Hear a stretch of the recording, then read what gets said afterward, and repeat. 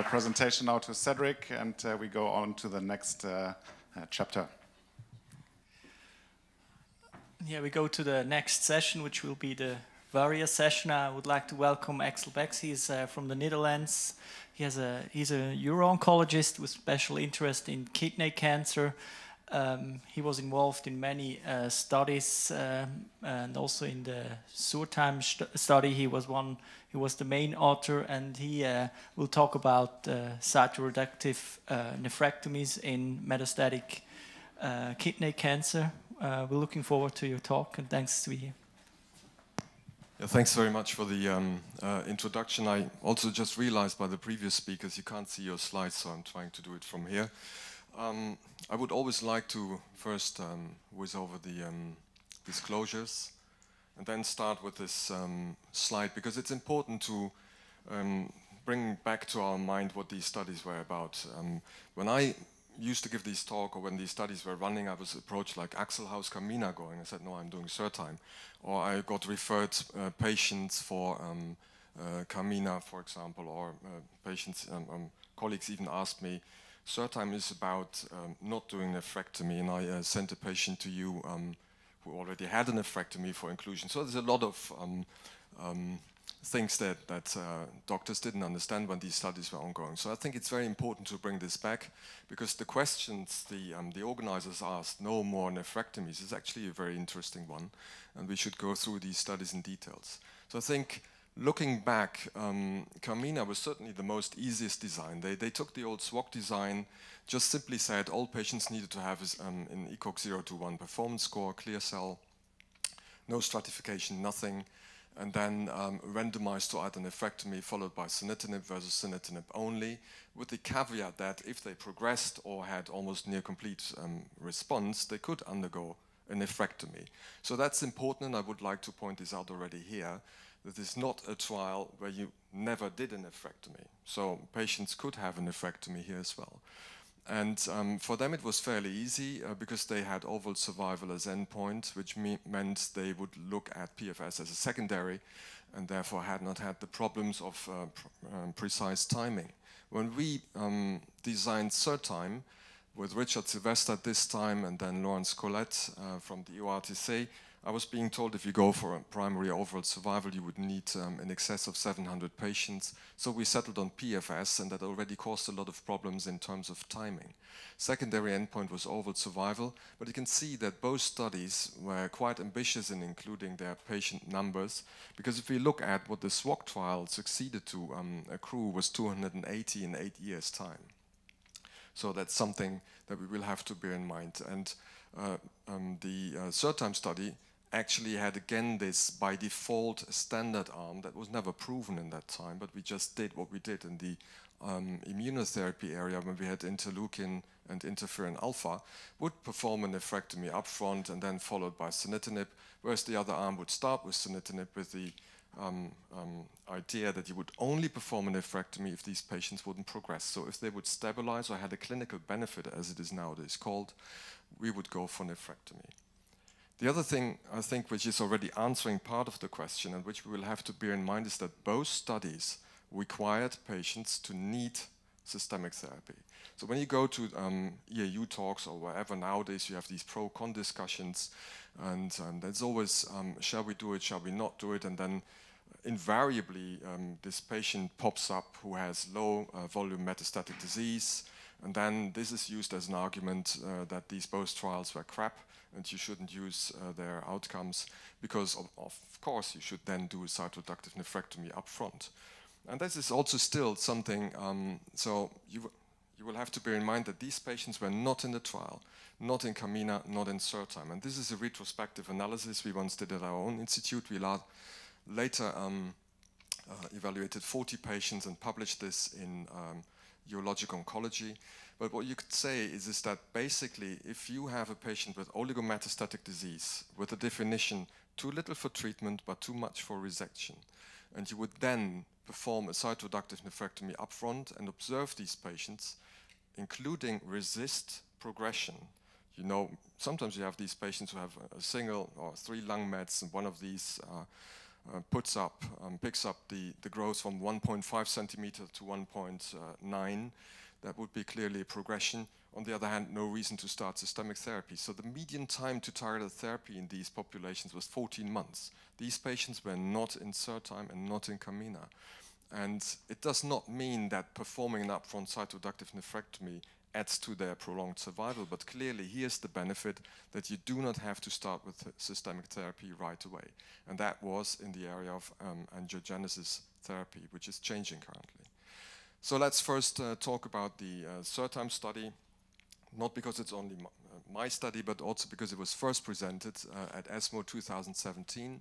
We had severe problems of randomizing the number of 458 patients, so we had to do something about the numbers and then recalculated and said, well, we probably get away with 98 patients included if we change the primary endpoint to progression status at week 28 rather than progression-free survival. Other endpoints are very interesting. The progression status at week 16, so patients were randomized to the classical immediate nephrectomy followed by sunitinib and also deferred nephrectomy. That is then 3 months pre-treatment. Then the progression status in both arms, if they progressed here, they wouldn't be offered a nephrectomy. Individually, patients could ask for. There were 3 who did that, but the overall majority who were progressive did not undergo cytoreductive nephrectomy. In our series here in this study, it was about 30% of patients in the deferred arm who progressed prior to the decision. Then another interesting endpoint was, because it has never been elucidated, and there was this question, maybe surgery leads to accelerated progression, or maybe stopping targeted therapy may cause a flare-up effect. So we used both arms to actually add the pause after surgery to have a new CT scan. And I can already tell you here that there was no statistical significant difference between the progression status after these nephrectomies. The other thing which is very important to realize is what kind of patients went into these studies. Here I would like to say that in CERTime the characteristics were balanced, but important to see here is that the MSKCC risk was intermediate in the majority of patients. We selected not by MSKCC, we selected by the CALP factors. They were not validated, you may criticize that, but these were the best available factors at that time when we designed the study. And you may have heard about them. They are looking at factors like supradiaphragmatic lymph node metastasis, bulky lymph node metastasis, T4, T3 disease, liver mets, and then also combinations of LDH and hemoglobin. So if you would have had more than 3 of these factors, you would have been not a candidate for CERTime. So we believed we were selecting those patients who were, by these standards, probably the best surgical candidates in which cytoreductive nephrectomy would make sense. What we found is that on the primary endpoint, that was PFS, but also progression-free status at week 28, there was no statistical significant difference. So that makes it, by definition, a negative study. But we were completely surprised by the overall survival difference in the ITT population, in the secondary endpoint overall survival, which was 0.57 hazard ratio, with a difference of 15 months overall survival in the immediate arm versus 32.4 in the deferred arm. And that was statistically significant, but any statistician will tell you if you use the alpha in a chain of events, then you cannot say that on the primary endpoint. So that was taken together. We were now able to publish that in JAMA Oncology. We call this as hypothesis generating, that there is evidence that if you defer treatment, so if you start with systemic therapy first and then perform nephrectomy in those patients who did not progress, you are very likely to prolong their survival. The other thing that was shown is that when we looked at the landmark analysis, that those patients who progressed at week 16, regardless whether they had a nephrectomy or not, it's this arm here, this group, would have a very short overall survival. Again, this suggested what we already had as the idea when we started the trial, that you can use the pre-treatment as a sort of litmus test to then decide about whether you should do cytoreductive nephrectomy or not. Let's move to Camina. Camina was presented by Arnaud Méjean at ASCO in 2018, so just last year. They also struggled to randomize their patients, but they did much better than we do. They included 450 of the 476 patients they needed. In fact, when the UK statisticians recalculated, they said, well, if you want to have a double alpha, then you need double the number of patients actually for this trial. So they would have needed 1,096. This is undoable. We all know that. So this is the slide that Arnaud Méjean showed.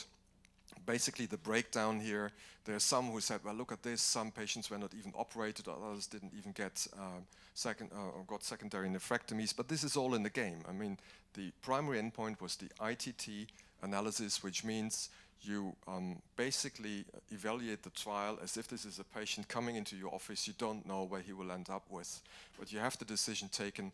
We will perform a nephrectomy here and treat you with sunitinib, and the other one is you will only get sunitinib. These were the results then presented. Interestingly, which was striking, and it struck me already because I was on the data safety monitoring board of this trial when we went to Paris, because they were not collecting the MSKCC scores in the beginning. We early on told them, well, listen, this is going wrong. You probably better do this and stratify your patients later on. But what transpired is that 44, or roughly 43% of the patients in Camina are poor risk. Now, I think some of you who are involved in renal cell carcinoma treatment will already agree that we had retrospective data that show that patients with poor risk, either by IMDC or MSKCC, there are differences between this, but just to show that patients who are poor risk, if they undergo cytoreductive nephrectomy, they have a very, very short survival of about 6 months. And here in the IMDC retrospective analysis of those who had a nephrectomy or not, if they had more than 4 risks, it's hard to see, but something in the range of 5.8 to 6 months here as well. So we already knew that. And you may ask yourself what happened here. If we look at retrospective data sets that were presented on patients who underwent cytoreductive nephrectomy, there's a broad range of MSKCC poor risk patients in these series as well. The highest is of one of the recent external validation we did of the MD Anderson score, but by and large, even here, lower than in the study that was performed by Camina. And there's another thing, if we use these CULP factors here that we used in the CERTIME study, you can already see that there was quite a high number of patients with T3, T4 with either N2, so N2 is not used anymore, but with the old standard, and then also lymph node or other disease, which meant they had liver metastasis. And therefore, I think that the question that comes up is, was there selection at the front door? Basically, we're all surgeons. If you look at a patient and you have to randomize someone, you're probably not taking the one who has a 50% chance not to undergo cytoreductive nephrectomy. So this could be an argument. It's hard to prove, but this is one of the reasons that has always been brought forward. Now, the overall survival curves of both arms were not statistically significant different for non-inferiority. And non-inferiority in this study meant the upper boundary was 1.20. This is very frequently the case when you do non-inferiority studies. You have to accept a certain degree of differences because equality is very hard to demonstrate with these numbers of patients. So non-inferiority, below 1.20. If we look at the MSKCC intermediate risk only, and that would be a subgroup analysis, this has been brought forward by some critics of the study. They said, well, look, here, it crosses the boundary, so the whole study is crap because we know we shouldn't include poor risk, and in those ones where you should probably do it, we don't know it.